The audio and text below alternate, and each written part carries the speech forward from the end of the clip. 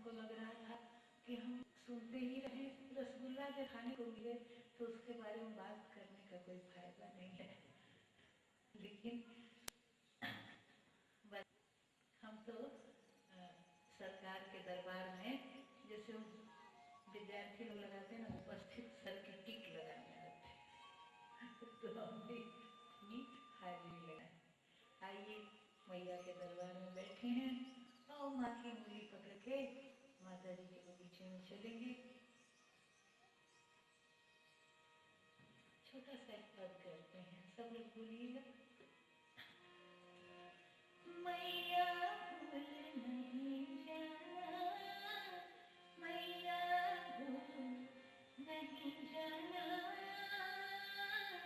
बच्चे जब जब याद करें जल्दी से आ जाना, मैया भूल नहीं जाना, मैया भूल नहीं जाना, बच्चे जब याद करें जल्दी से आ जाना, मैया भूल नहीं जाना।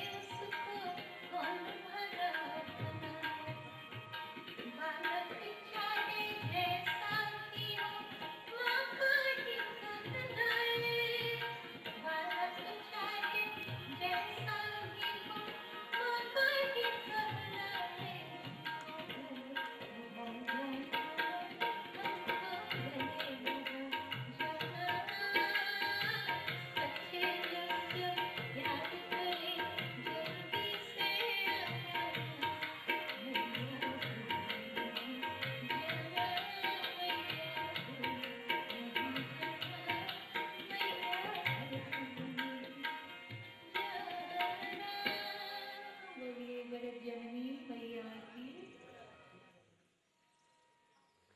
एक सखी सिय संग बिहाई।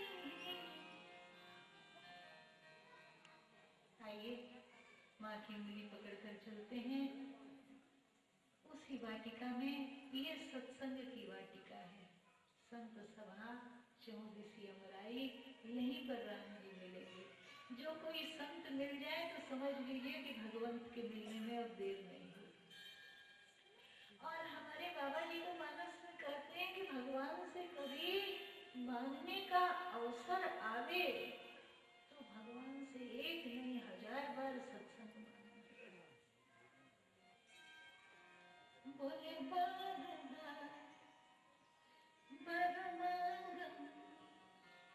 हे ठाकुर जी, आपसे बार बार मांगते हैं। अब एक ही वस्तु किसी से रोज रोज मांगो तो गुस्सा भी हो सकता है? क्या एक ही चीज मांगने हमेशा चले आते हैं।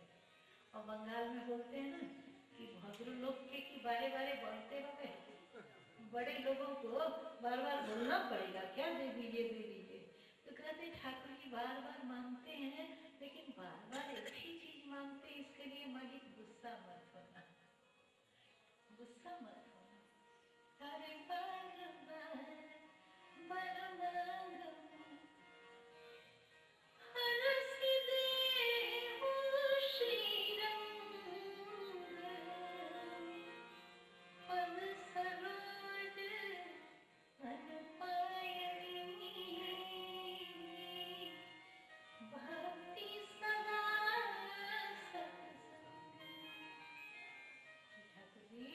हमको तो निरंतर सत्संग देते रहना।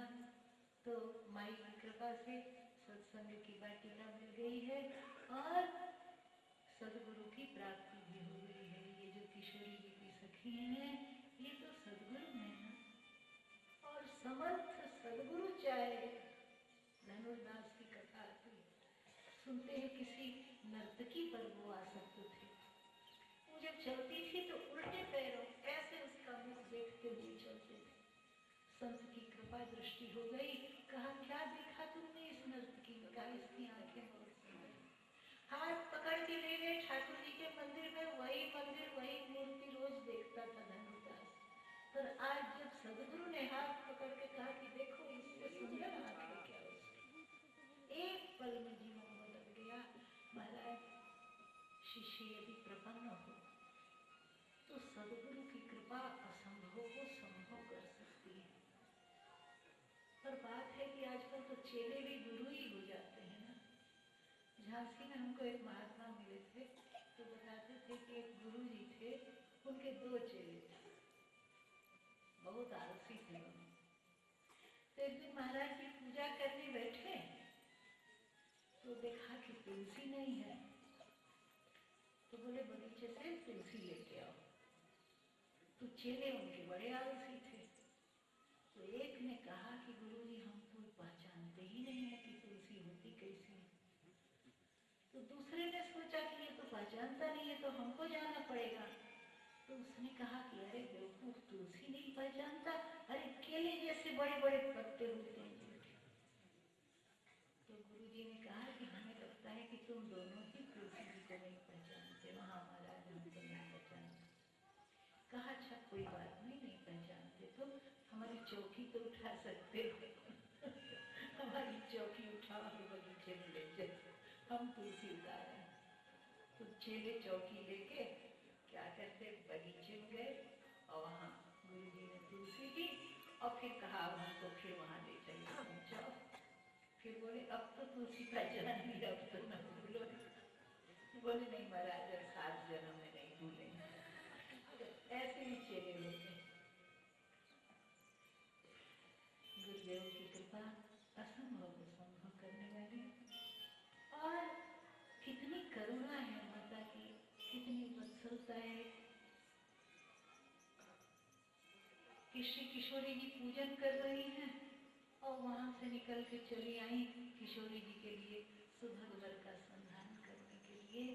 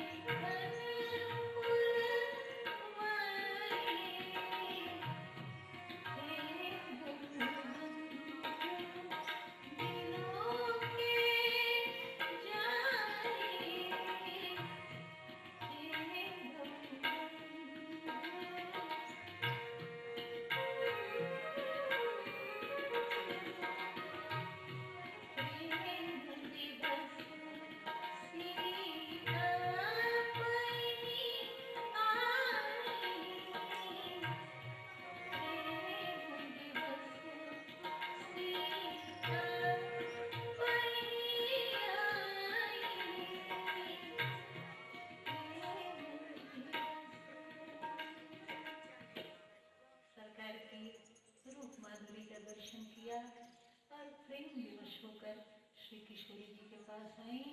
अब कभी तो हंसती हैं और कभी रोती हैं, अजीब पगली सी हो रखी है। कोहबर के